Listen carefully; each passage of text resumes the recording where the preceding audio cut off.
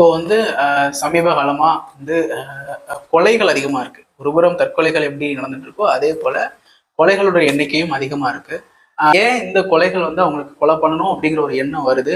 இன்னொன்னு குறிப்பா பார்த்தீங்கன்னா, ஜாதிய ரீதியான கொலைகளும் சரி, அதுவும் கொஞ்சம் அதிகரிச்சுட்டே இருக்கு.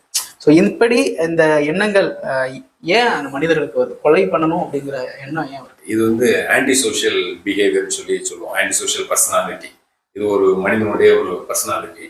சைல்ட்ஹுட்ல இருந்தே கூட ஆரம்பிக்கிறதுக்கு வாய்ப்புகள் இருக்கு. கான்டாக்ட் டிசார்டர்னு சொல்லுவாங்க. பப்ளிக் ப்ராப்பர்ட்டிஸ் வந்து டேமேஜ் பண்றது, இல்லை அடுத்தவங்களை ஏதாவது ஹர்ட் பண்றது, இப்படி ஒரு சில சம்பவங்கள்ல ஈடுபட்டுட்டே வருவாங்க. இவங்களுக்கு முறையான ஒரு மனநல ஆலோசனை சைல்டுஹுட்லேயே கொடுத்துருந்தாங்க அப்படின்னா ஓரளவுக்கு நம்ம அவங்கள சரி பண்ணி கொண்டு வரதுக்கு வாய்ப்புகள் உண்டு.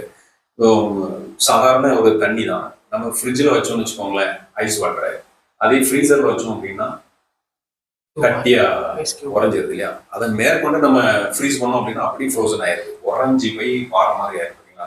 இதே மாதிரி தான் பழி வாங்கணும் அப்படிங்கிற எண்ணங்கள் வந்து நம்ம பிரெயினுக்குள்ள போய் இருந்து அதுக்கு ரொம்ப இம்பார்ட்டன்ஸ் கொடுத்து கொடுத்து கொடுத்து கொடுத்து அதை அப்படி ஒரு உச்சத்துக்கு போய் பழியை வாங்கியே தீரணும் அப்படிங்கிற மாதிரி ஆயிருக்கு.